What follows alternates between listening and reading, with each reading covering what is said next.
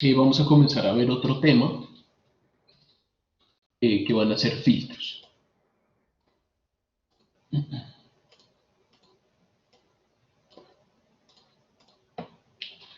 Los filtros, como la palabra lo indica, buscan aislar o remover algún componente de una serie de tiempo. Hoy vamos a ver como dos tipos de componentes. Si intentáramos remover el corto plazo y extraer el largo plazo de una serie de tiempo. Más adelante vamos a definir exactamente a qué nos referimos con largo y corto plazo. Va a ser una definición precisa. Eh, y pues sí, dejar el resto de la serie de tiempo. Remover una parte, remover corto plazo o remover largo plazo. Uno que ya vimos es el de primera diferencia.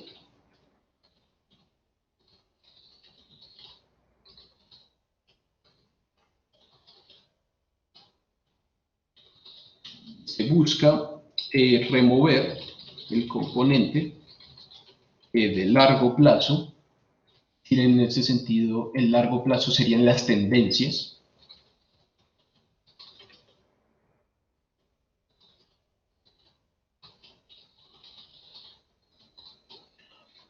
Entonces lo que hacíamos era calcular el delta de xt y habíamos dicho que esto era xt menos 1. Utilizamos el operador de rezago, sería xt factor de 1 menos l.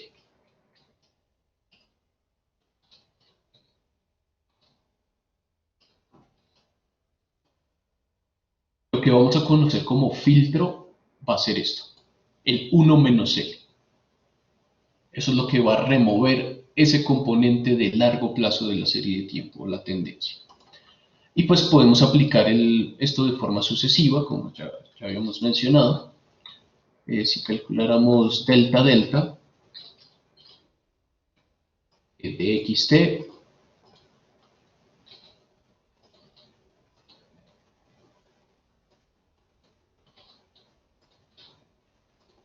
será xt menos 1 menos xt menos 1 menos xt menos 2.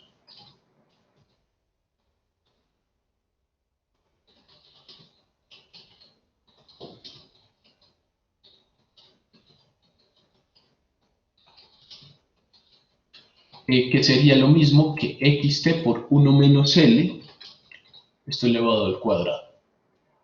A este sería el filtro. Entonces, pues si operamos varias veces esto, la primera diferencia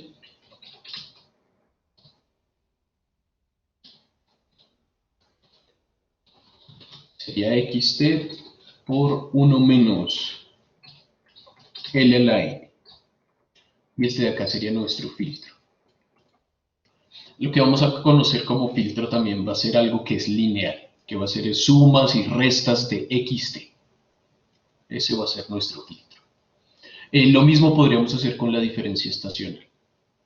En la estacional lo que intentábamos era remover el componente estacional y también la tendencia.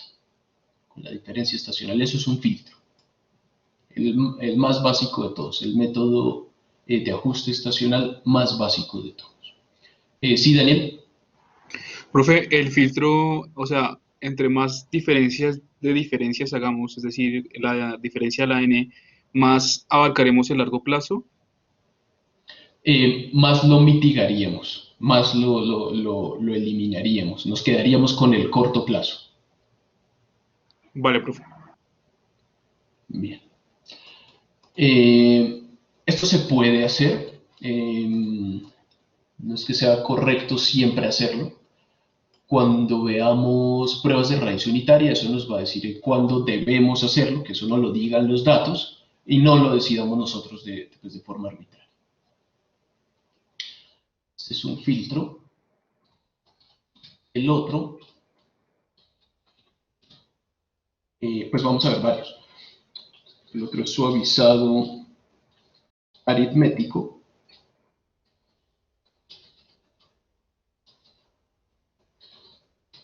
Que también lo conocen como promedios móviles o medias móviles.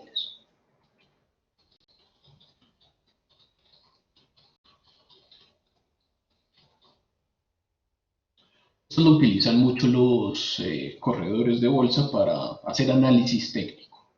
No todos los corredores de bolsa utilizan esto, pero al menos es una herramienta muy básica y sencilla que le permite a uno intentar determinar cuál será la tendencia futura de algún activo financiero de forma cualitativa. Es decir, en el sentido que vamos a ver, esto nos va a decir si la serie va a subir o va a caer, pero no nos dice hasta dónde. Existen varios de estos. Uno va a ser el promedio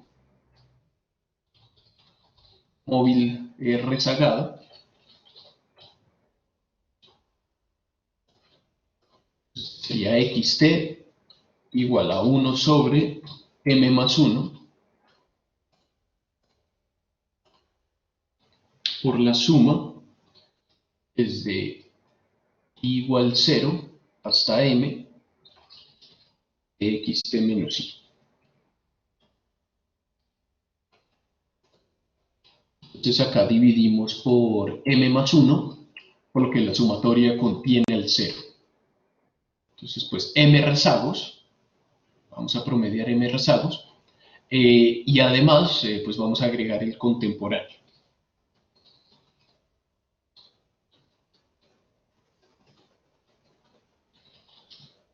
Acá el filtro, lo que vamos a conocer como filtro, va a ser 1 más L, más L al cuadrado, y así hasta L al N. Este de acá va a ser nuestro filtro.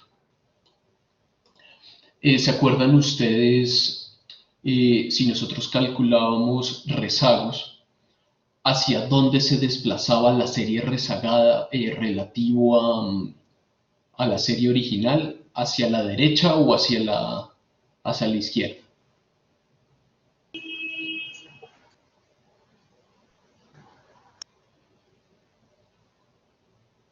Repito la pregunta. ¿Se acuerdan ustedes cuando nosotros calculábamos rezagos, hacia dónde se desplazaba la serie de tiempo relativo al eje XT o relativo al eje del tiempo o a la serie original?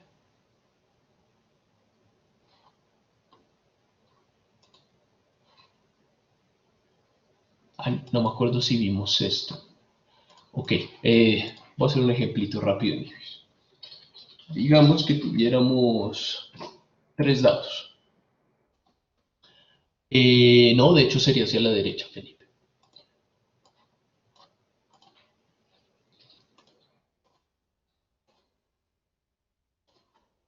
Entonces digamos que tuviéramos XT,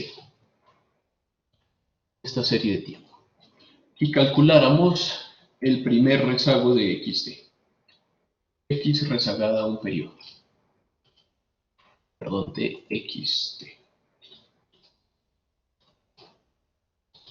Y calculáramos el primer adelanto de la serie de tiempo.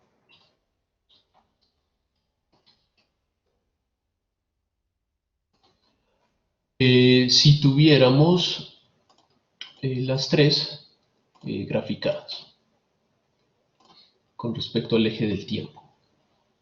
La original es la línea verde.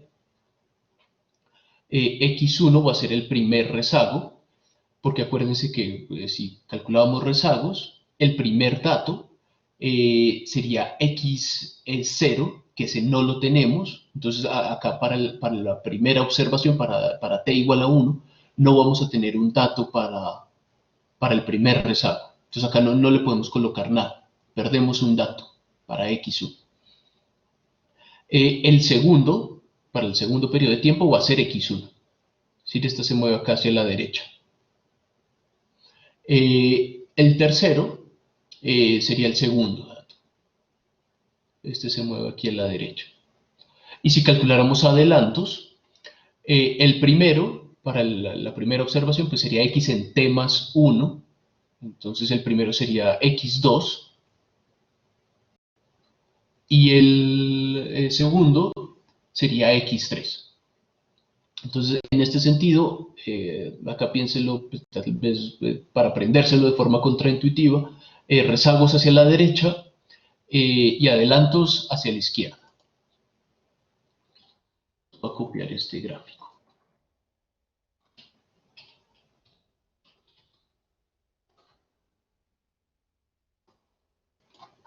Y el código.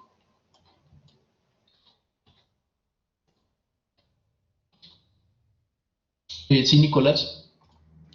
Profe, ¿por qué en el adelanto no se ve en la tercera observación? Por lo mismo, Nicolás, digamos acá haríamos x en t más 1. Entonces sería x en 3 más 1, x4. Pero pues es que esta serie solamente tenía 3 datos. Es decir, acá en los adelantos perdemos datos al final de la muestra. En los rezagos perdemos datos al comienzo de la muestra. No sé si queda claro. Sí, gracias. Perfecto, bien. Sí, Daniel.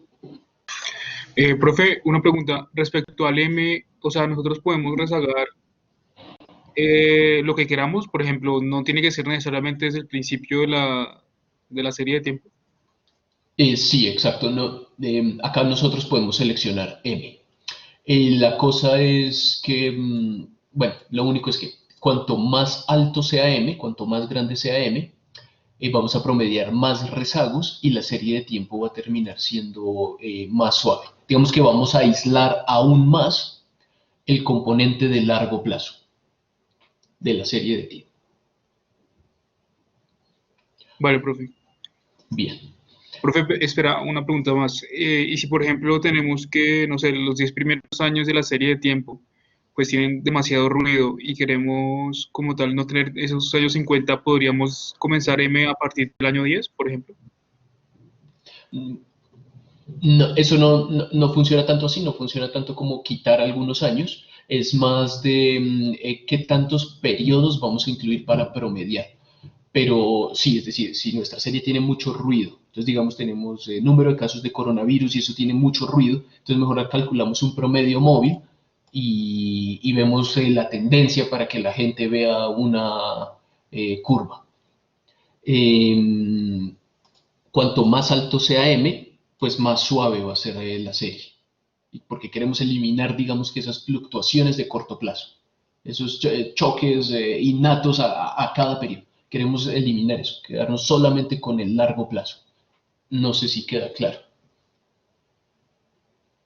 Perfecto. Sí, Daniel, Santiago. Y en la sumatoria nosotros incluimos los datos no suavizados o después de cierto punto ya en la sumatoria también empezamos a incluir datos suavizados para calcular el presente. Sí, es decir, estos serían los no suavizados, los originales. Ay, discúlpenme, falla de notación.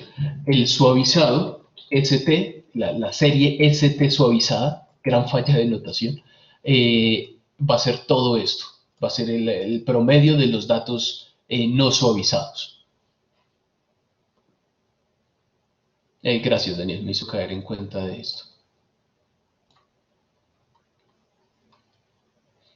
Bien, entonces en este sentido, si nosotros calculáramos el promedio móvil rezagado, se va a desplazar hacia la derecha. Esto da la ilusión de que esto nos va a ayudar a pronosticar las tendencias, porque se desplaza a la derecha con respecto al eje del tiempo. Entonces da la sensación, pues en esto está basado el análisis técnico con esta forma, eh, para intentar pronosticar, porque se mueve hacia la derecha. Ese es un uso de los promedios móviles. Existen muchos otros. No sé si acá ven bien esto. Ay, espérenme y cambio la pantalla.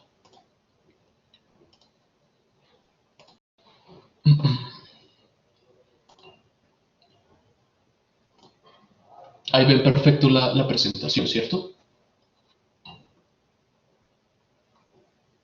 Profe. Bien. Listos.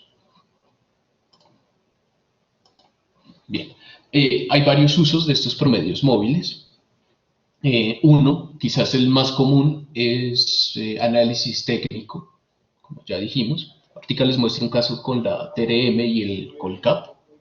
No, con la TRM solamente. Eh, Otro uso que es muy importante es en la estimación de variables macroeconómicas latentes. Supongan que nosotros calculáramos el promedio móvil sobre el PIB en niveles. Lo que haríamos es intentar eliminar todos los componentes de corto plazo y solamente quedarnos con el largo plazo. Tendríamos el PIB del largo plazo. ¿A qué les suena eso? ¿A qué componente teórico que ustedes han visto en sus cursos de macro les suena el PIB de largo plazo? Potencial. Exacto, al PIB potencial. Con los promedios móviles podemos hacer una estimación muy sencilla del PIB potencial, que no está basada para nada en teoría económica. Existen otros métodos que sí lo estiman pues, con base en modelos estructurales.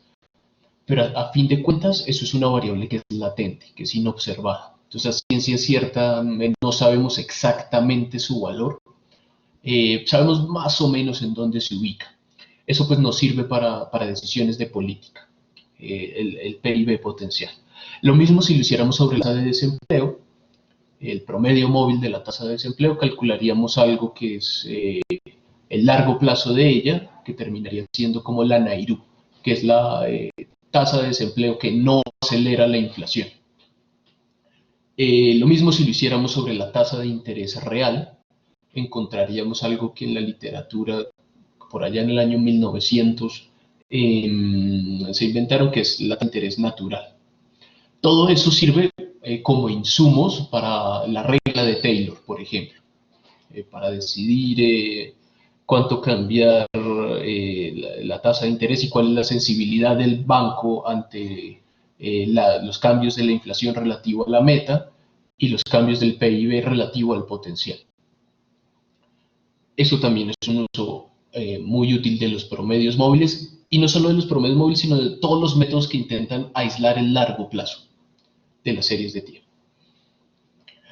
Ahora, el que les estoy mostrando acá en la presentación es uno que es muy utilizado acá por el BANREP para intentar controlar la volatilidad de la tasa de cambio. Una gran desventaja del régimen flexible pues, es que es volátil, porque genera incertidumbre para los agentes de la economía. Eso pues relativo al régimen fijo. Entonces, esa es la gran ventaja del régimen fijo. El flexible pues, nos permite autonomía de política monetaria, el fijo no, al menos en el extremo. Esto es como el intermedio, que esto es como el banco interviene el mercado de divisas para intentar devaluar o apreciar el peso cuando existe mucha volatilidad.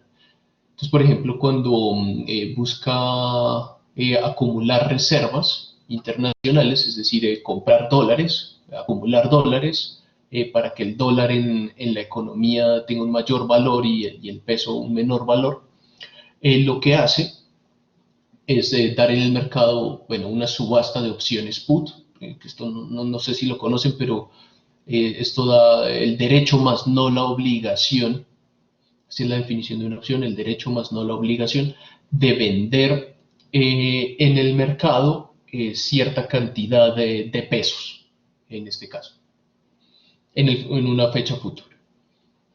Y la condición de ejercicio, es decir, esto se puede hacer, las opciones put, se habilita cuando la tasa de cambio representativa, la diaria, sea inferior a su promedio móvil de los últimos 20 días hábiles.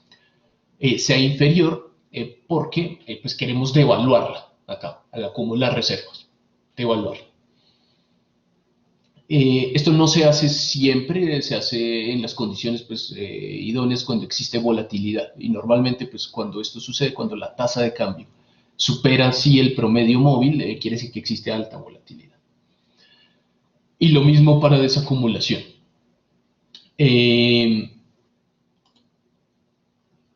La condición es, pues, digamos que el espejo es siempre que la TRM sea superior a su promedio móvil de los últimos 20 días hábiles. ¿Tienen alguna pregunta o algo que agregar sobre esto? Sí, profe, en este ejemplo del banco, el M es 20, ¿cierto?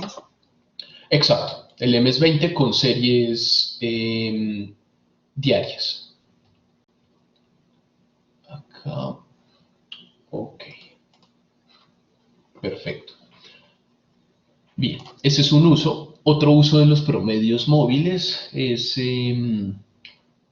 para intentar proteger las industrias locales. Esto yo lo tomé de una consultoría que hice para el gremio del azúcar. Existe algo que se llama el Sistema Andino de Franjas de Precios, y lo que intenta esto pues, es estabilizar el costo de la importación de bienes y servicios básicos o de insumos de producción, lo que también llaman los commodities. En este caso pues lo tengo acá para el azúcar. La idea es calcular el promedio móvil, que son estas líneas que se ven como escaleras. Se ven como escaleras porque acá calculan el promedio móvil con datos anuales y acá yo tengo datos mensuales. Entonces, si ustedes solamente unieran las esquinas de esas escaleras, pues ya les daría una serie muy suave. Acá lo que hacen es calcular un precio techo y un precio piso de ese intervalo, y cuando el precio del azúcar cotizado internacionalmente supera el precio techo, la regla que dice el Sistema Andino de Franjas de Precios es, oiga, cuando está muy caro, bajemos el costo de la importación, que son estas dos líneas naranjas. Una está expresada en dólares, la otra está en porcentaje. Las dos terminan siendo el arancel. Y cuando el precio del azúcar, pues en este caso, lo mismo está para todos los otros commodities, pues todos los que están protegidos, cuando el precio está por debajo del precio piso, subamos el costo del arancel. Esto lo que intenta hacer es, de nuevo, intentar estabilizar el costo de la importación para que las empresas locales sepan cuál va a ser el precio al cual van a estar compitiendo y con certidumbre hacia el futuro. Ese es el objetivo. En la consultoría lo que yo intenté hacer fue diseñar otra metodología para minimizar aún más la varianza del costo de la importación. No voy a entrar en detalles de eso. Al final este es el costo de la importación observado. El ideal es que esto fuera totalmente estable, totalmente quieto. Eso sería el ideal del proteccionismo con ese sistema andino de franjas de precios. Pues esto es un gran debate sobre si esto es socialmente óptimo o no lo es. Ese era otro uso. El que les comentaba al comienzo era sobre el análisis técnico. Entonces, por ejemplo, acá tengo la TRM diaria, la TRM nominal, desde comienzos del 2014 hasta mediados del 2017. Y tengo medias móviles rezagadas, promedios móviles rezagados, de 60 días, 120 días y 240 días. Fíjense acá algo importante, para el de 240 pues se pierden 240 datos al comienzo, 120, 120 y 60, 60. También fíjense que el promedio móvil tiende a estar hacia la derecha relativo a la TRM, a la serie original. Y la regla que utilizan los corredores de bolsa, existen variaciones de esta, pero la más común es la que les voy a mencionar, y es. Sí, cuénteme. Profe, una pregunta. ¿Siempre sucede que no sé, por ejemplo, cuando comienza a aumentar el ruido, el rezagado y el adelantado como que se amplía, ¿sí vamos a entender? Ok, Como que, y frases como de Como si se amplía ¿cuál adelantado, Daniel? es decir, profe, o sea, el promedio móvil ok, rezagado y el dale, adelantado gracias. comienzan a ampliarse, como a separarse, cuando el ruido comienza, como comienza, o sea, cuando comienza como a subir y a bajar repentinamente. Por ejemplo, al principio están más cerca, pero después como que se amplía y después, ¿sí me voy a entender? Nada, sí, ya. Sí, es decir, si hay más varianza, pues muy seguramente la distancia entre los promedios móviles va a cambiar muy rápidamente. Acá no había tanta varianza, entonces por eso están más cerca. Acá, cuando hay más volatilidad en la tasa de cambio, sí van a diverger un poco entre ellas. Lo mismo acá ya luego se juntan. Pero ojo, Daniel, no es que haya alguna adelantada, un promedio móvil adelantado. Todos son rezagados. Ah, ok, vale, profe. Bien. Eh, ok, entonces la regla que utilizan los corredores de bolsa es la siguiente. Supongan que estuviéramos parados acá más o menos en el tercer trimestre del 2014 y si vemos que la TRM rompe por debajo a los promedios móviles, si es un promedio móvil de un orden mayor, la señal va a ser de más fuerza. Entonces, por ejemplo, acá rompe primero el de 60 días, luego el de 120, luego el de 240. Eso quiere decir que va a ser una señal de que deberíamos comprar si rompe desde abajo. Y si rompe desde arriba, es una señal que deberíamos vender. De nuevo, va a ser cualitativa. ¿Va a subir o va a bajar? No siempre funciona, no siempre funciona esta regla.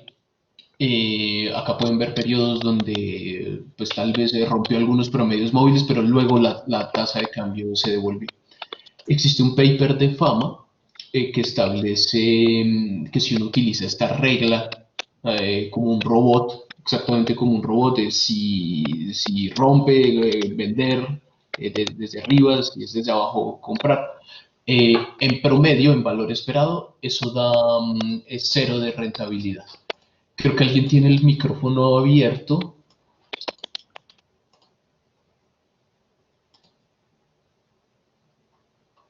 Ya,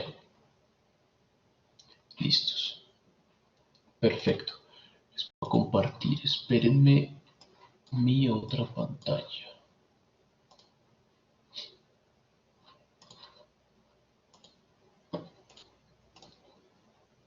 Bien. Entonces, este era el promedio móvil rezagado. Es el más utilizado de todos, con todos esos ejemplos que les mencioné. Tan sencillo que también es por lo mismo. Pero pues, como es tan sencillo igualmente, pues tenemos que conocerlo. Segundo tipo de promedio móvil es el promedio móvil adelantado. Acá lo que intentamos hacer es igualmente extraer el componente de largo plazo de una serie de tiempo. Lo único es que no vamos a utilizar rezagos acá, sino que vamos a promediar adelantos.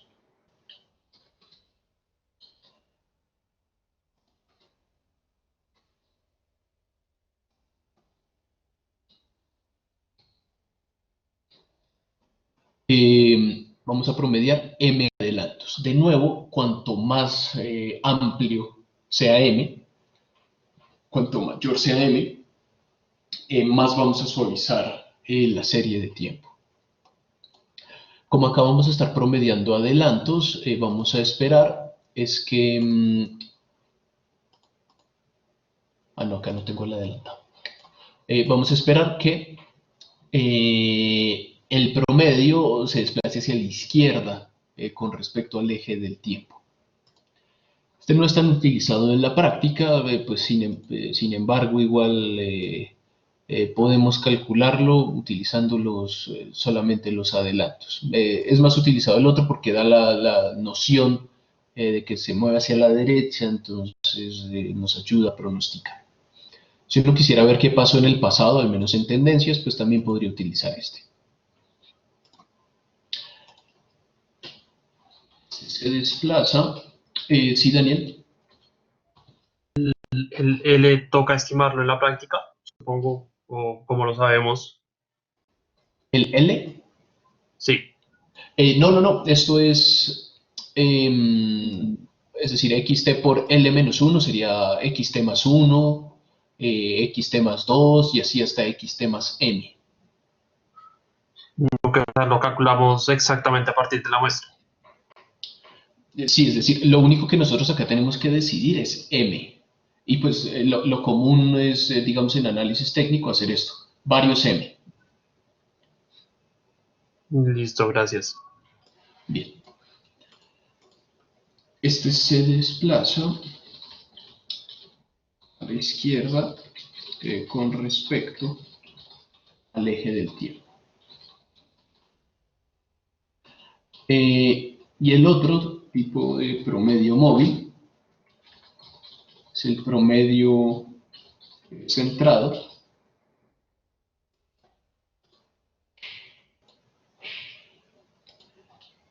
Acá vamos a promediar tanto rezagos como adelantos. Entonces acá vamos a tener que ST va a ser 1 sobre 2M más 1. Y ST se va a calcular desde igual menos M para arrancar desde rezagos hasta M para llegar a adelantos. Entonces el filtro sería de la forma xt sobre 2m más 1 por L a la M más L a la M menos 1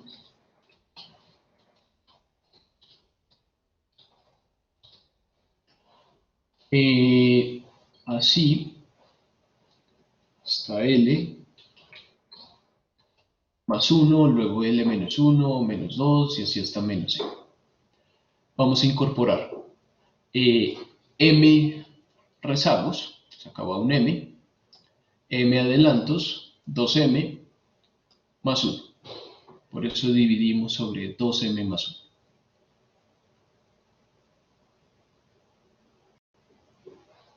Acá como vamos a promediar el mismo número de rezagos a la izquierda y el mismo número de adelantos a la derecha, entonces pues este promedio no se desplaza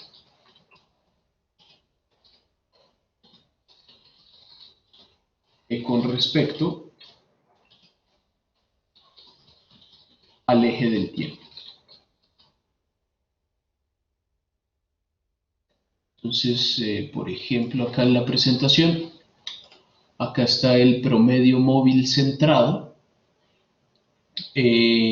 utilizando M60, 240 y 120.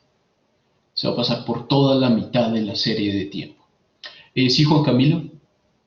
Profe, ¿quién determina el grado del promedio móvil? ¿O a una forma óptima de determinarlo o es subjetivo? No sé. Normalmente es subjetivo, entonces digamos, acá el BANREP dice 20 días. El sistema andino de franjas de precios dice un año. Ustedes acá en los corredores de bolsa pueden decidir varios. Depende más bien de lo que uno quiera hacer, porque al final vamos a estimar algo que es el largo plazo, que es una variable latente. Entonces, también muchas veces depende del objetivo de uno. Entiendo que es poco preciso. Perfecto. Muy bien. ¿Alguna otra duda con respecto a los promedios móviles?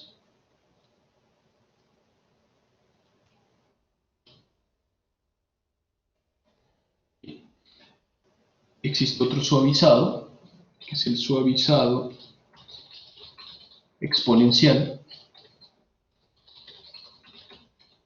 de Holt y Winters. Este, al igual que los anteriores, estos suavizados aritméticos, lo que busca es extraer el componente de largo plazo.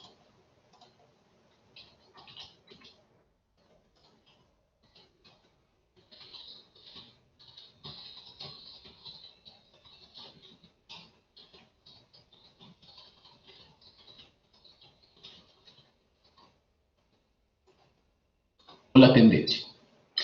Se puede utilizar exactamente de la misma forma que vimos en análisis técnico para tratar de decidir hacia dónde va a ir la serie de tiempo. Exactamente de la misma forma. En este promedio, en este suavizado, se supone que las ponderaciones decaen exponencialmente. Las ponderaciones de los rezagos decaen exponencialmente.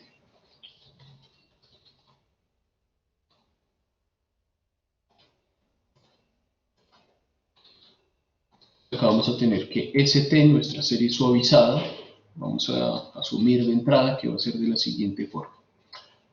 A, que va a ser un parámetro,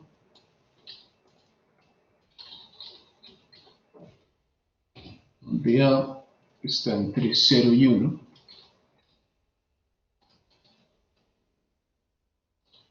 puede contener al 0 pero no al 1, más 1 menos A por xt menos 1, más 1 menos A al cuadrado por A por xt menos 2,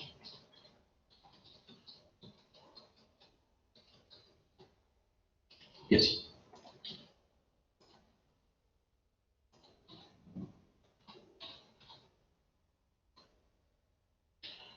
Entonces, si utilizáramos el operador de rezago, y nos quedaría que ST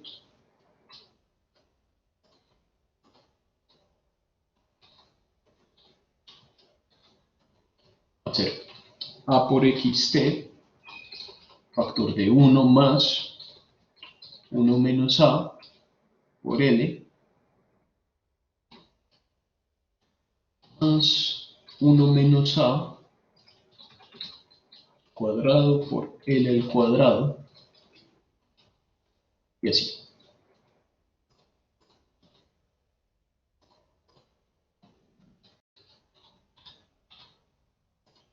Pues fíjense que acá pues, las ponderaciones van a decaer exponencialmente porque vamos a tener el producto de 1 menos A por A. Si está entre 0 y 1, sin contener al 1, pues van a decaer.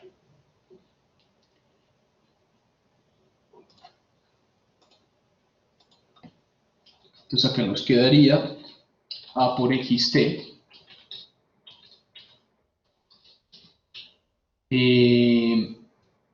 Y fíjense que todo esto termina siendo una serie geométrica, donde este número, el ponderador de L, pues está entre 0 y 1. Es decir, podemos utilizar la primera propiedad que nosotros vimos de la serie geométrica. Entonces acá sería AXT sobre 1 menos AL. Es decir, nos quedaría ST por 1 menos A por L ser igual a A por XT.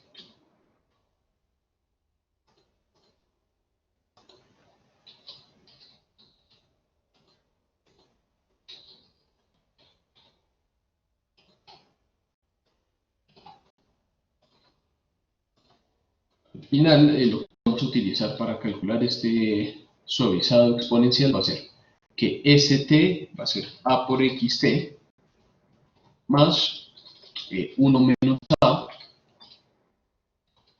por S, perdón, en T menos 1. Solamente si acá multiplican ST por L, pues ST menos 1.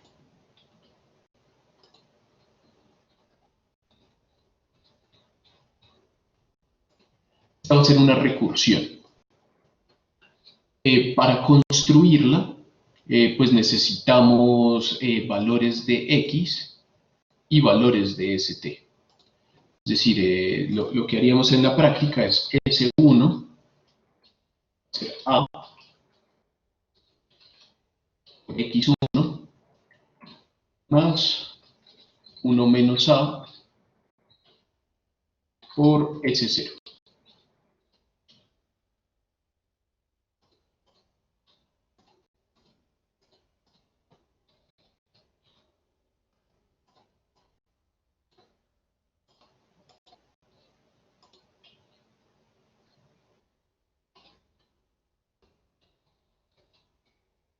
Así para cada periodo de tiempo.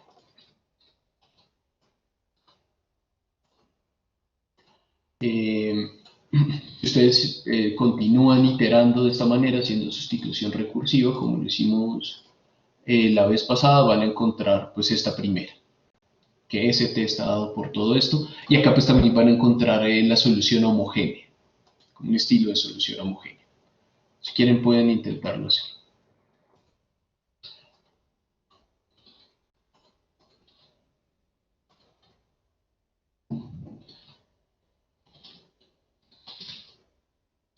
Una solución homogénea. Para hacer esto en la práctica,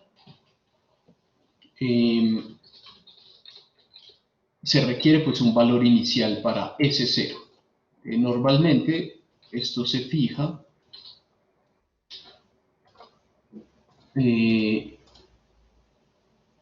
igual a X bar. Ese va a ser nuestro valor inicial. Para calcular esto, pues también necesitamos un valor de A, un valor del parámetro A. Está entre 0 y 1, cerrado en 0, abierto en 1, pero necesitamos fijarlo. Ibius, por defecto, calcula A minimizando la siguiente expresión.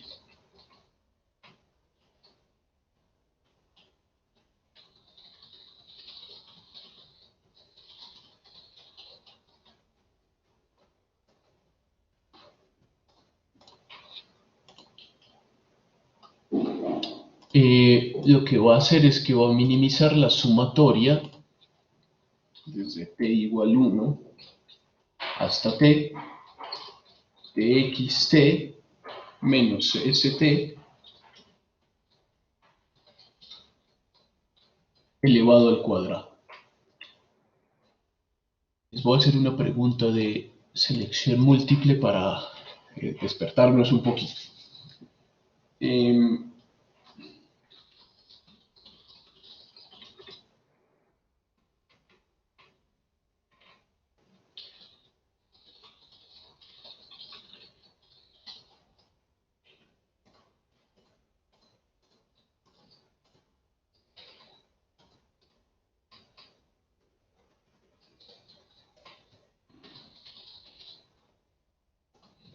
Porfa, respondan.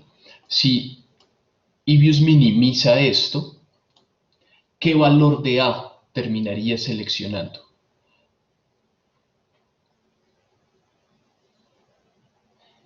Minimizar la suma de la desviación de X con respecto a S. Y para esto, fíjense en esta fórmula. St es igual a A por Xt más 1 menos A por St menos 1. Pista, esto siempre es positivo, son sumas positivas.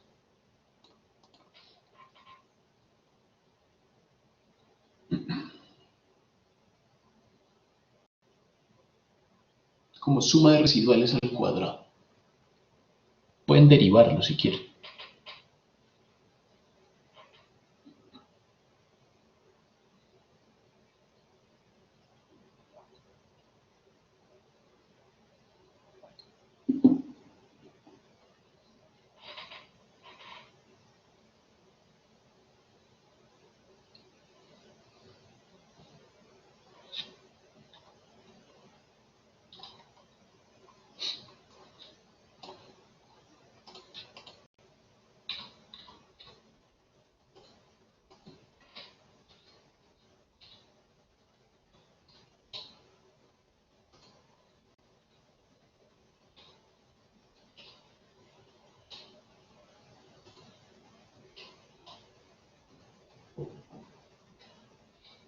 preguntas de selección múltiple que yo les voy colocando durante el curso son como pruebas de cómo será más o menos el examen. Pues la idea es demostrar esas cosas.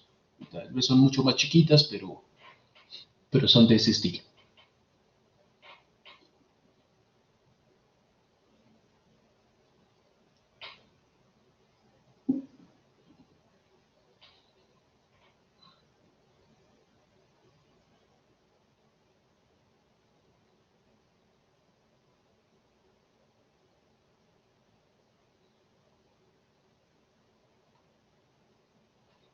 Listo, ya todos respondieron. Falta Dalía, Daniel, Joan, Pablo Ortiz, Mateo Henao.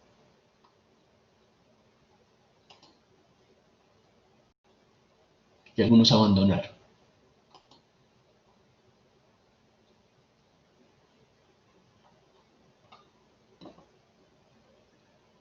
Listos. Gran variedad de preguntas indica incertidumbre. ¿Qué valor de X, qué valor de S mejor seleccionaríamos nosotros acá, si minimizamos esto?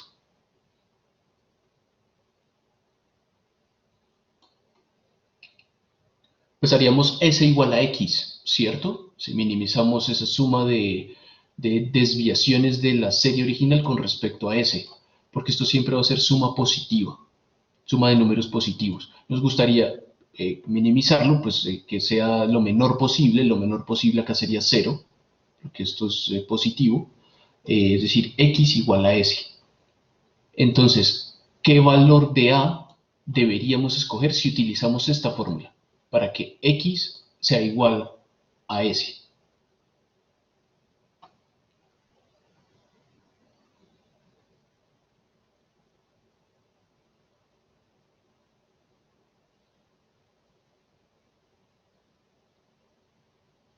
Pues 1, ¿cierto? Respuesta 1, 1. Exacto. Gracias, Gustavo. Claramente en contra de esto, digamos que Ibius también es un paquete que es sencillo de utilizar, pero a veces si uno utiliza todos los defectos que vienen en los programas y uno no sabe bien lo que está haciendo por detrás y las fórmulas que están por detrás, pues uno termina haciendo una barbaridad como estas.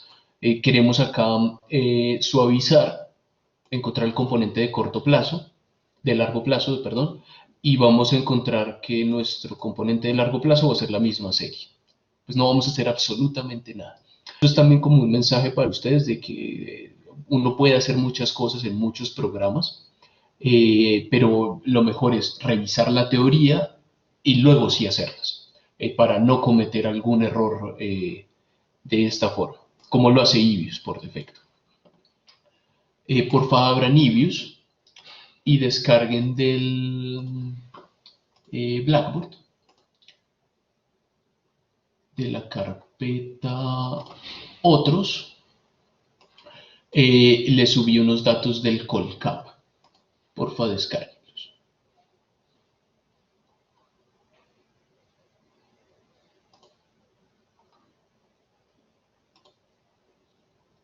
Son datos diarios del Colcap.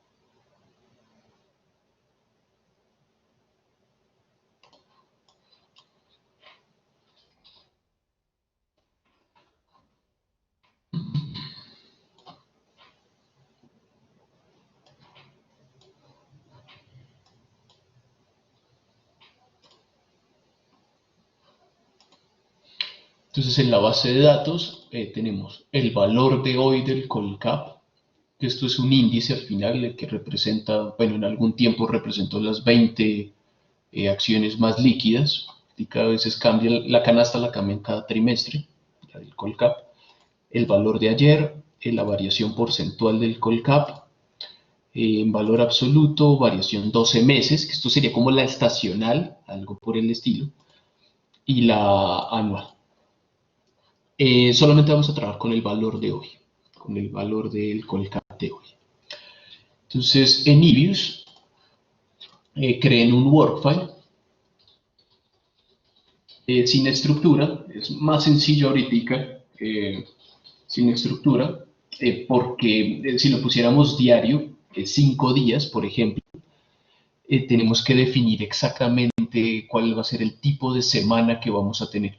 Acá en el Colcap solamente tenemos datos, esto lo tomé de la bolsa de valores, acá solamente tenemos datos para los días que se transan activos. Es decir, si hay algún lunes festivo, Semana Santa o algo por el estilo, que esas cosas cambian año a año, pues vamos a tener días distintos, solamente para cuando se transa. Algo que uno podría hacer y que normalmente se hace es repetir el dato del día que no se transa, del último día que se transó. Entonces, por ejemplo, para los fines de semana, repetir el dato del viernes. Acá está solamente el día hábil, el día donde abrió la bolsa. Entonces vamos a crear un workfile sin estructura de 1 a 650 observaciones. Entonces no le vamos a colocar la estructura diaria, sino que van a ser datos continuos. Y para pasar los datos, la forma más sencilla, acá denle quick y empty group, grupo vacío.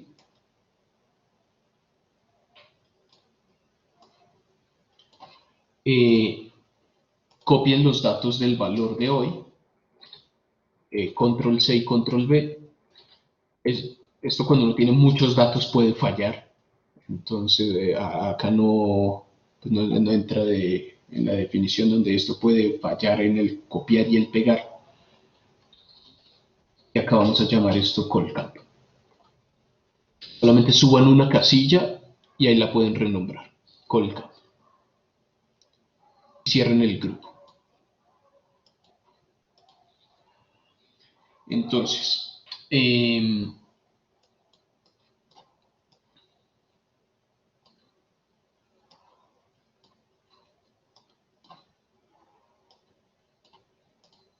podemos graficar la serie de niveles del Colcap. Vamos a darle un pantallazo.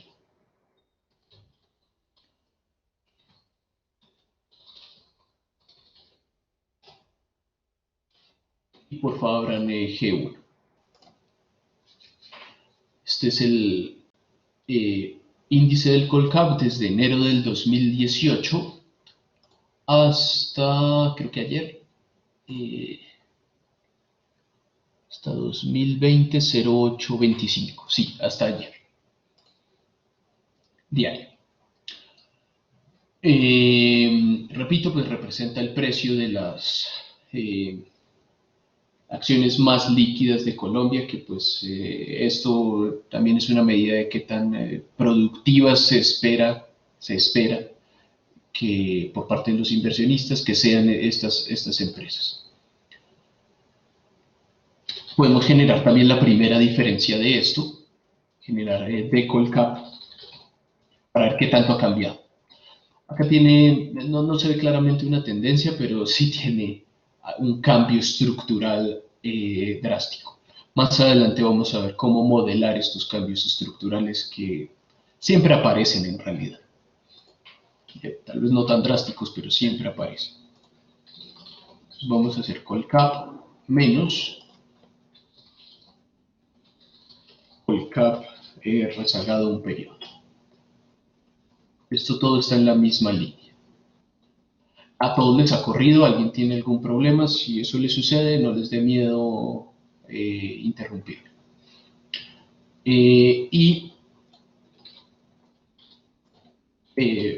Vamos a darle un pantallazo a la primera diferencia del Colcap.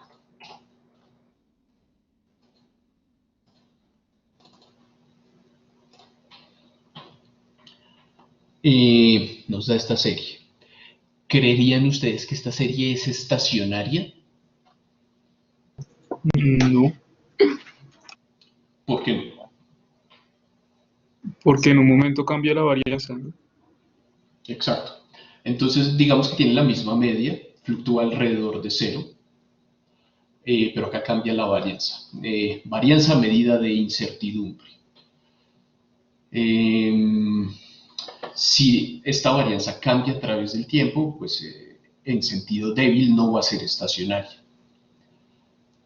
Cuando veamos modelos Garch, por allá al final del curso, vamos a ver cómo incorporar estos cambios en la varianza, que normalmente suceden en precios de acciones o precios de activos financieros que cotizan en bolsa. Si quisiéramos calcular la primera diferencia, el cambio porcentual del Colcap, de P Colcap, sería Colcap menos Colcap menos 1, todo dividido, el Colcap rezagado un periodo, multiplicado por 100.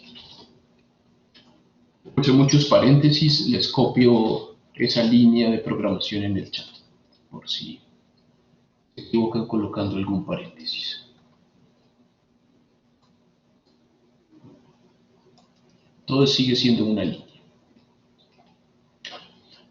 Y podemos graficar esa. G3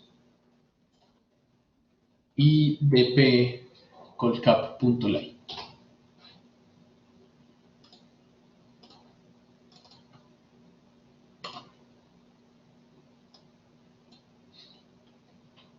Esto de acá serían los rendimientos día a día del Colcap. Sería como si ustedes hoy compran activos exactamente iguales a la canasta del Colcap, ese es su portafolio, la canasta del Colcap, y al otro día lo venden, ganarían o perderían este porcentaje. Los rendimientos día a día. Pues alta volatilidad también implica altas ganancias y altas pérdidas. Podrían pensar que todos los integrantes del mercado no tienen ni idea de dónde va a ir esto, entonces se dan transacciones muy erráticas. Así como cuando respondieron la anterior pregunta. Entonces acá vemos rendimientos de 13,13% en un día y caídas del 15% en un día. Podemos calcular los promedios móviles del Colcap.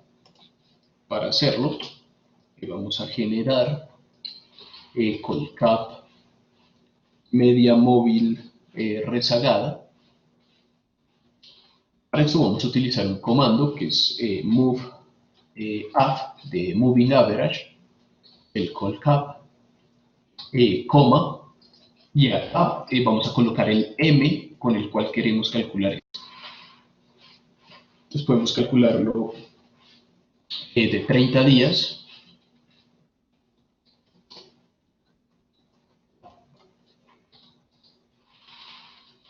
Mm, 60 días.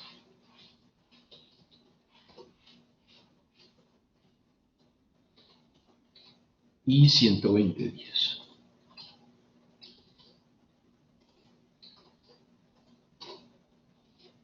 Y podemos crear un grupo para comparar, grupo media móvil, y en media móvil vamos a añadir el Colcap,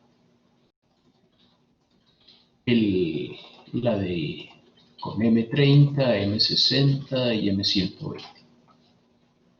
Y graficamos eso de ahí.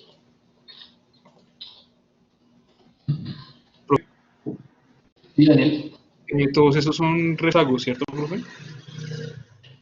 Este es promedio móvil rezagado.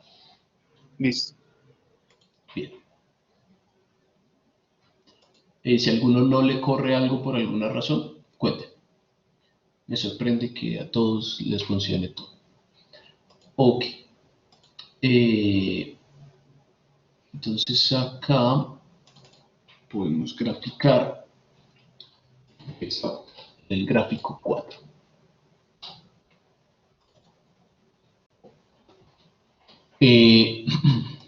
Nos darían estas medias móviles. Aparece el precio del Colcap, media móvil 30, 60, 120.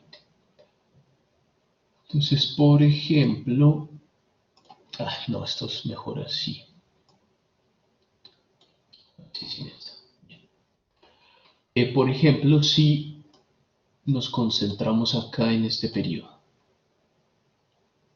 Esto es como finales del 2019.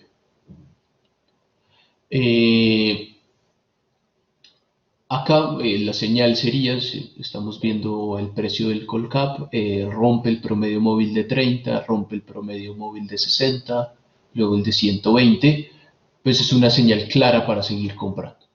Y acá la rentabilidad podría haber sido muy grande. En retrospectiva eso es muy fácil de ver. Acá en este periodo rompe desde encima el de 30, luego el de 60, el de 120 llega a ese límite. Acá en este punto habría sido una señal para vender. Dependiendo, pues, cuándo se compre, cuándo se venda, pues serían las rentabilidades. Sí, Daniel. Profe, y por ejemplo, en tu caso, cuando tú quieres hacer una inversión de ese tipo, ¿tú siempre tienes en cuenta esos rezagos? Por ejemplo, en el caso del Colcap, 360 y 120, o pueden ser otros dependiendo de, no sé, el ciclo económico. Pueden ser otros, digamos que acá nosotros teníamos datos de 2 años y medio, entonces si hiciéramos el de 360, pues al final nos quedaríamos la mitad de este gráfico sin datos del promedio móvil. En principio no debería ser varios. Repito, cuanto más amplio sea el M y y el, y el precio del Colcap rompa por encima o por debajo, pues más fuerte va a ser esa señal.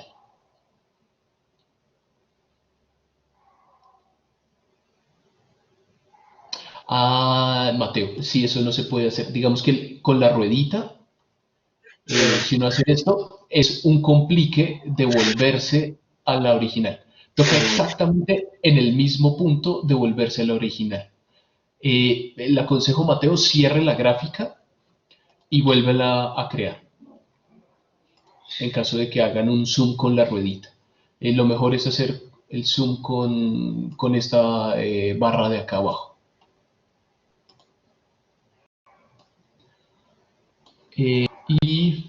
Me la tiré la gráfica. Sí, cuénteme. Me parece súper chévere ese análisis que está haciendo. Y quisiera saber, si yo me fuera después de, digamos, de la crisis, o sea, ya los últimos datos, eh, entonces el promedio móvil de 120 sería donde si yo estuviera por encima del promedio móvil de 120 es donde yo estaría dispuesto, donde yo debería comprar, y si estoy por debajo del promedio móvil de 30 debería vender. Digo, al revés. No, así como lo mencionó, así como lo mencionó. Si rompe por debajo a los promedios móviles, ya digamos el de 120, pues en este sentido, acá esto nos diría debemos comprar esta señal,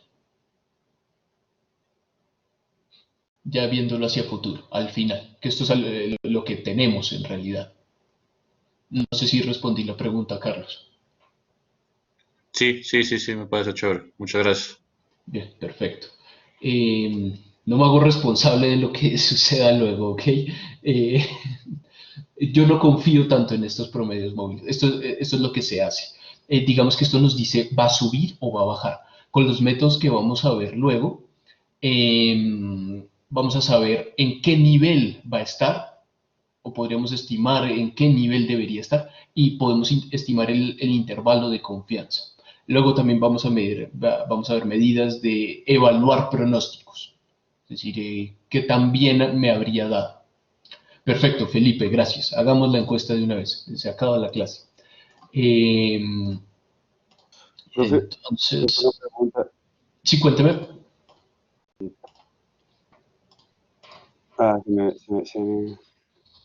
Bueno, ya, sí recuerdo, qué pena. ¿Está bien? Sí, Juan Camilo, o el que tuviera pregunta.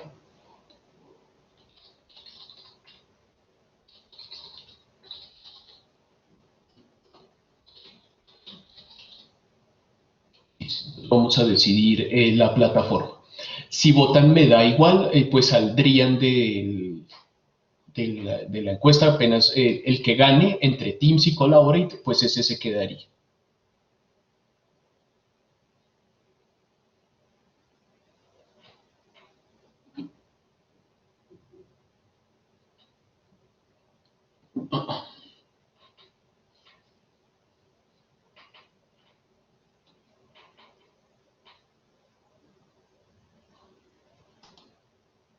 Profe, en cierta medida, si yo hago un pronóstico de la serie de tiempo y pues evalúo el tema de las medias móviles, la verdad eso ya pierde sentido hacer esas afirmaciones, pues como hace pues, la gente que trabaja en la bolsa, ¿no? Pues el tema del corte de la serie por medios móviles. Sí, y es decir, Juan Camilo, digamos, también pues, la hipótesis de mercados eficientes, no sé si recuerdan esto de economía financiera, dice que los precios de los activos ya incorporan toda la información disponible. Y si todas las personas utilizan las medias móviles, pues de hecho este precio ya incorpora la información que ya tienen las medias móviles, también incorpora las metodologías para pronosticar. Entonces esta que está tan utilizada, pues como les dije en el paper de Fama, se los puedo pasar si les interesa, él encuentra que el valor esperado de esto es cero en la rentabilidad. Pueden haber periodos donde funciona, pero también hay periodos donde no funciona. Entonces Ok, el valor esperado es cero.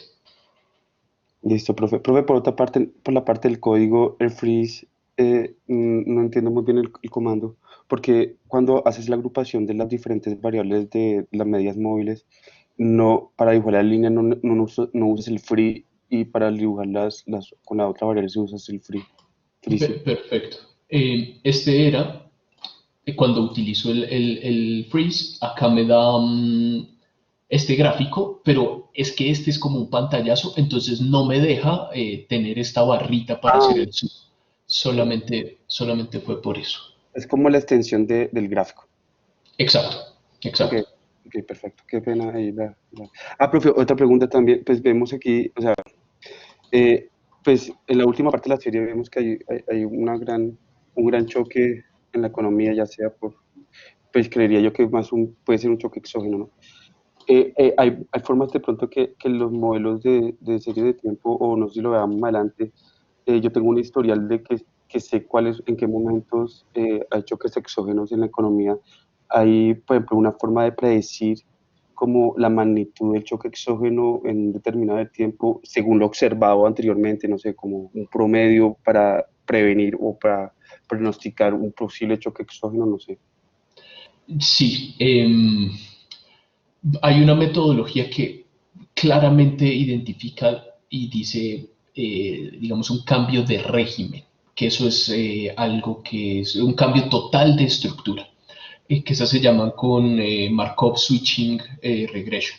Esa no la vamos a ver en el curso, Mateo, pero vamos a ver aproximaciones a esa, perdón, Juan Camilo, no vamos a ver aproximaciones a esa que van a ser con modelos ARMA y con vectores autorregresivos también. Esas nos permiten identificar esto, pero si es exógeno, de establecer que sea exógeno, eso es difícil. Lo más aproximado creería yo que es con Markov Switching Regression, que es un cambio de estructura. Ok, profe, pero por ejemplo, ese cambio de estructura varía durante el tiempo, ¿cierto? Tiene que variar durante el tiempo. Esa es la cosa que digamos, acá antes estábamos en un tipo de mecanismo generador de datos y luego cambiamos a algo totalmente diferente. Esto también es en cierta medida un cambio de régimen. Ok, ya entiendo. Muchas gracias, profe, qué pena la interrupción. No, tranquilo. Listos, entonces. Vamos a suponer, o bueno, estos métodos de ajuste estacional suponen, digamos, dos estructuras de la estacionalidad, dos tipos de estacionalidad. Una que es la aditiva, acá decimos que la serie de tiempo es igual a una tendencia más un componente estacional más un componente irregular. La multiplicativa, acá decimos que xt, pues va a ser el producto de estos tres, donde, pues como ya habíamos dicho, st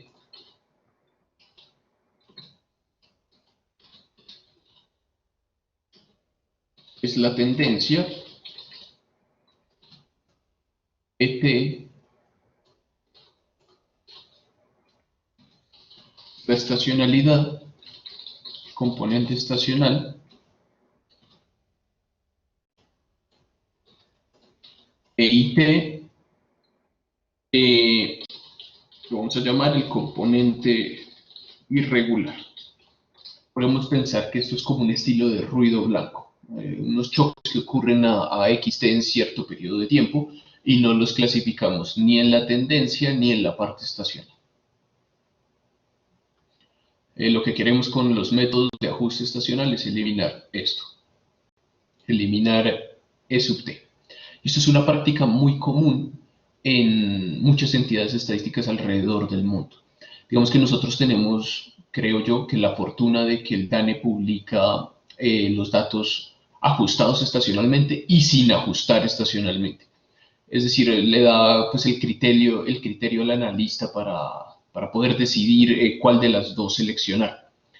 Eso no pasa así en Estados Unidos y en muchos países de Europa. Ya de una vez publican los datos ajustados estacionalmente. Vamos a hablar sobre los problemas de eso. Sí, Gustavo.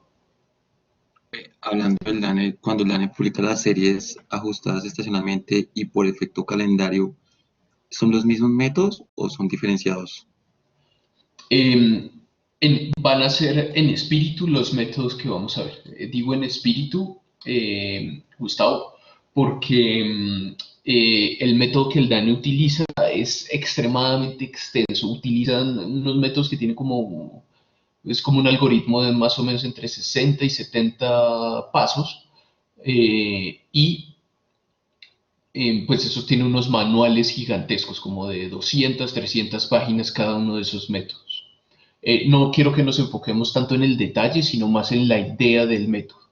Igualmente, pues en los documentos técnicos del DANE, cuando ellos publican cierta serie de tiempo, ellos dicen qué especificaciones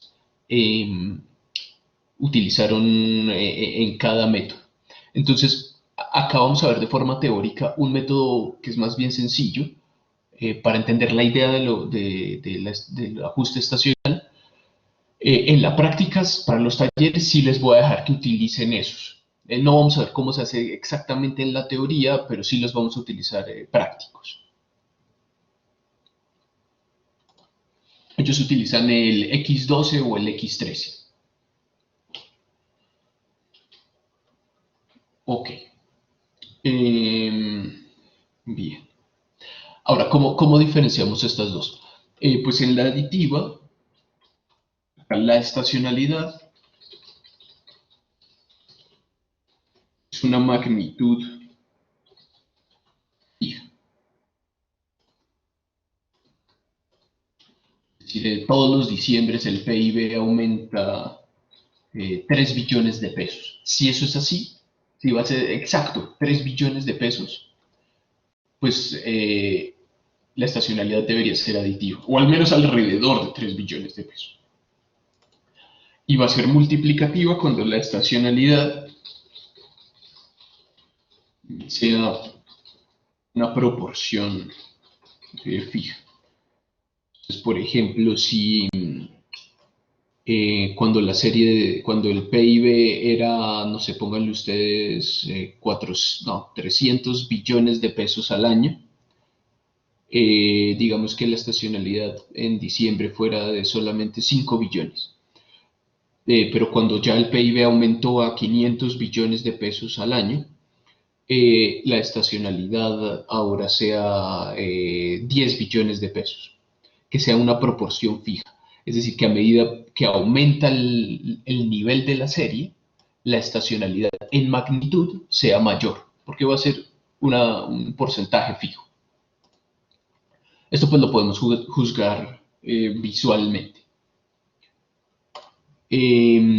También fíjense que si le sacamos acá logaritmos, pues vamos a tener esto.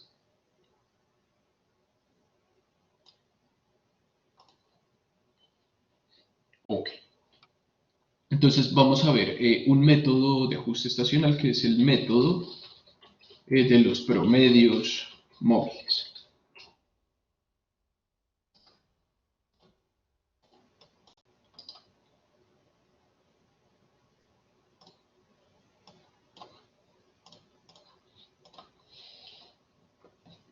Y esto es un algoritmo de 4 pasos. Primer paso es estimar la tendencia de la serie usando promedios móviles centrados de tal manera que ST no contenga estacionalidad. Para ello, el promedio móvil debe cubrir un periodo de un año. Si cubre un año exactamente, pues vamos a promediar la estacionalidad dentro del promedio móvil y bueno, nos va a quedar solamente la tendencia. Entonces, por ejemplo, para el caso trimestral,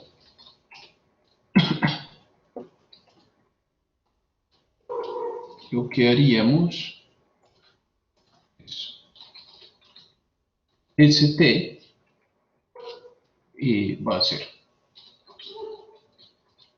1 sobre 4 y tenemos que promediar usando el centrado. Acuérdense que la fórmula era 1 sobre 2m más 1 por la suma desde menos m hasta m. Tenemos que promediar, digamos que 2 trimestres a la izquierda y 2 trimestres a la derecha, sería la idea. Pero pues esa sumatoria atraviesa el XT, el dato actual. Es decir, vamos a tener en realidad 5 datos, 2 trimestres a la izquierda, 2 trimestres a la derecha y el de XT. Para poder dividir sobre 4, que sea un periodo que cubra un año, lo que normalmente se hace es asignarle una ponderación de 0,5 a los trimestres más lejanos. Entonces, que nos quede así. Más 0,5 por XT más 1. Pues digamos que entre estos dos, pues relativo a los demás, van a pesar solamente una unidad, entonces podemos dividir sobre 4. Si lo hiciéramos para mensual o para algún número de estaciones que sea par, sería así. Si tuviéramos definido algún número de estaciones que sea impar, pues no tenemos necesidad de colocarle 0,5 a la izquierda y 0,5 a la derecha. No sé si esto queda claro. ¿Alguna pregunta hasta ahí?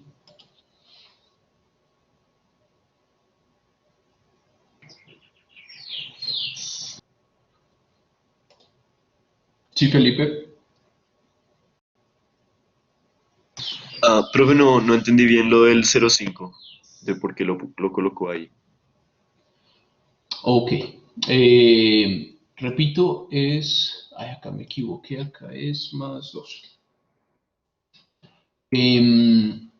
Es para poder promediar un periodo de un año. Entonces le colocamos una ponderación de 0,5 a los del extremo para poder acá dividir por 4, para que cubra el periodo de un año. No sé si así queda más claro.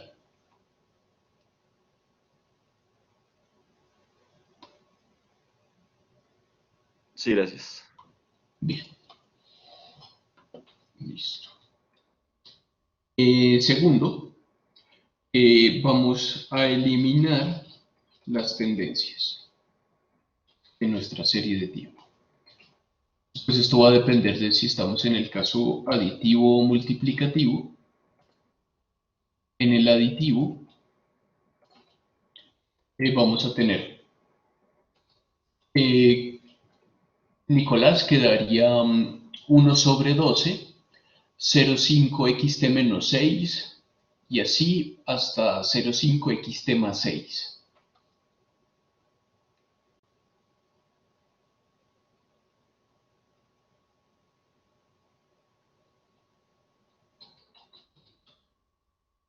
Bien.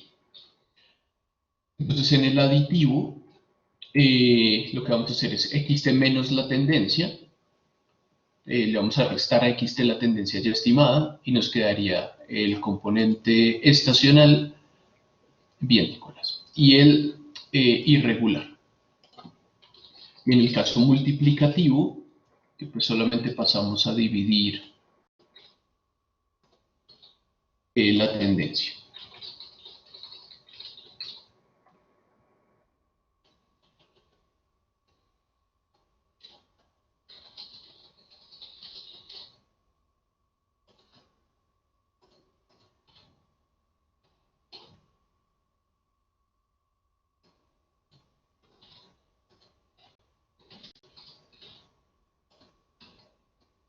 En el aditivo estamos haciendo algo así como restarle la media a la serie.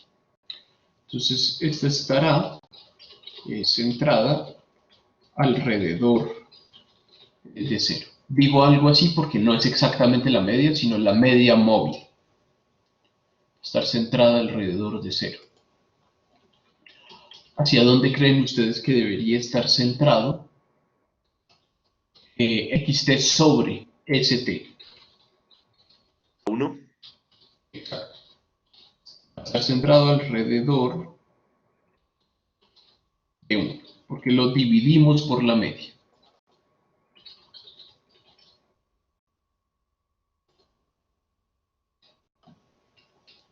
Bien. Tercer paso, estimar los factores estacionales. Que esto pues nos va a definir como la estimación de E sub t. Lo que vamos a hacer en el caso aditivo,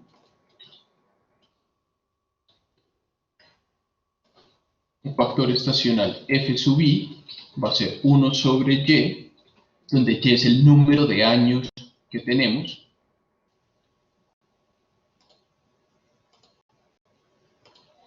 por la suma de igual 1 hasta y, xi menos si. Perdón, no, esto me quedó. Pongámosle otro subíndice acá. J.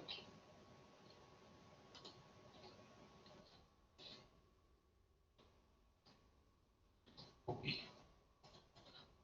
Y esto lo vamos a hacer para i de 1 hasta s, donde s es el número de estaciones que se encuentran dentro del año. Entonces, pues, si tuviéramos trimestres, calcularíamos 4 factores estacionales. Lo que haríamos es promediar el valor de esto para todos los primeros trimestres, luego promediarlos para todos los segundos trimestres y así, de 1 hasta s. Si fuera mensual, lo promediaríamos para todos los eneros, luego para todos los febreros y así. Pues estos factores estacionales aditivos van a estar centrados alrededor de 0, porque esta serie estaba centrada alrededor de 0. Entonces, pues si un factor estacional, si en promedio esto es mayor que 0 para cierto periodo, pues ahí la estacionalidad sería un pico. Es decir, normalmente en diciembre este factor estacional nos mide en promedio cuál es la magnitud adicional que se da como consecuencia de la estacionalidad. Si esto fuera negativo, para cierto periodo de tiempo sería un valle, un estilo de, o una caída. Em, si se observa para cierto periodo de tiempo, pues esto nos mediría la magnitud de la estacionalidad de esa caída.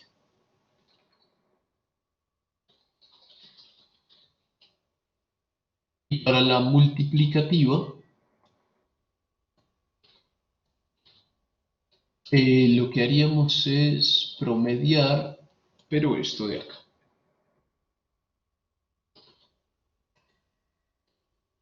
Para J, desde 1 hasta S. Y como bien me dijeron, está centrado, está alrededor de 1. Entonces estos factores estacionales también lo van a estar. Ahora bien, supongamos que los factores estacionales en diciembre nos dan 1.05. Quiere decir que en promedio la estacionalidad es de 5% para ese periodo. Positiva sería un pico. Si nos diera 0.95, pues sería un valle. En promedio disminuye 5%. Esta va a estar centrada alrededor de 1. Si promediamos todos los factores estacionales, pues eso nos tiene que dar exactamente 1. Sea, bueno, en el multiplicativo. Y si promediamos todos los factores estacionales, acá esto nos tiene que dar exactamente 0. ¿Tienen alguna pregunta hasta ahí? Y, ¿qué es Y en la sumatoria? El número de años. El- Ok. si digamos que tuviéramos una serie mensual del 2010 al 2020. Entonces, lo que haríamos es promediar 10 eneros, 10 febreros, 10 marzos y así. Por eso acá utilizamos el número de años.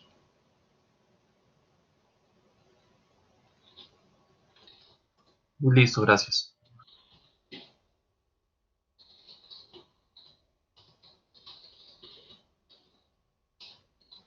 De Y es el número de años.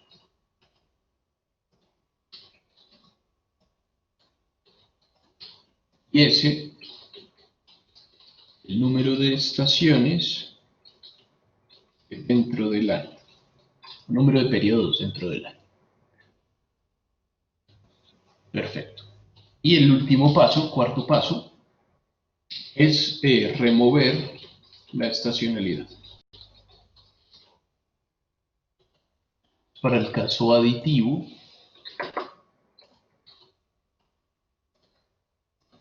veríamos es xt menos pues el fi aditivo. Colocar como todo esto. Y acá nos quedaría la parte tendencial más la parte irregular.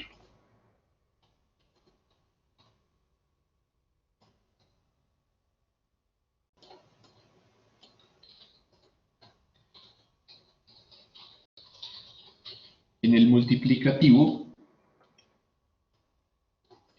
haríamos xt menos el factor estacional dividido, perdón, el factor estacional.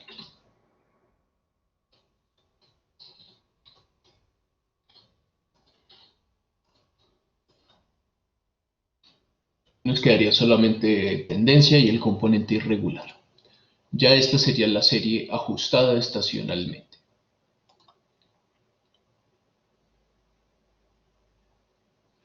Ahora existen otros métodos muchísimo más complejos. La idea es muy similar. ¿Qué tienen de complejidades los otros métodos? Digamos que el calendario entre países tiende a ser muy diferente. Entonces uno puede incorporar el número de días que son hábiles y que no son hábiles acá en los métodos de ajuste estacional. Esos son como opciones adicionales que tienen estos métodos. También uno puede generar estos factores estacionales utilizando modelos ARMA.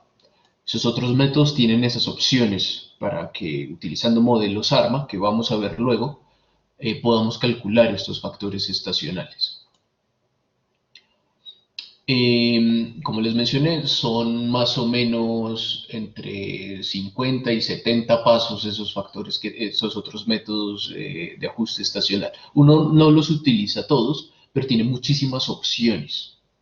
De hecho, una salida de un procedimiento de ajuste estacional tiene más de 30 páginas, a uno mostrándole absolutamente todo lo que hizo. En espíritu es esto, que es lo que estamos viendo acá. El DANE pues tiene el detalle de qué opciones ellos utilizan para uno poder replicar exactamente los mismos resultados. Ok. Bueno, ahora, una gran desventaja de utilizar estos filtros, con estos filtros me refiero al de ajuste estacional, al de Hodrick y Prescott y al EUMA, es que si nosotros llegamos a utilizarlo sobre una serie de tiempo, luego ya no nos podemos devolver a la serie de tiempo original. Entonces supongan ustedes que ustedes quieren explicar, o no sé, digamos en sus trabajos de grado, quisieran explicar cierta variable, cierta serie de tiempo. Pero terminan utilizando datos ajustados estacionalmente, o los filtran con Hodrick y Prescott o con EUMA, pues la serie que tengan a la hora de explicarla no va a ser la original y no vamos a poder recuperar la serie original.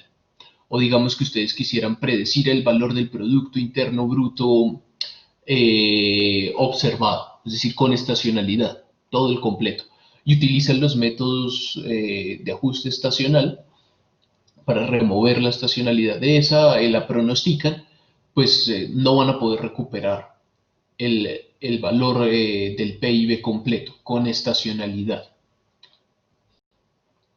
Eso es como pues una advertencia de estos métodos. Uno no se puede devolver para el cálculo. ¿Ok? ¿Tienen alguna pregunta hasta ahí?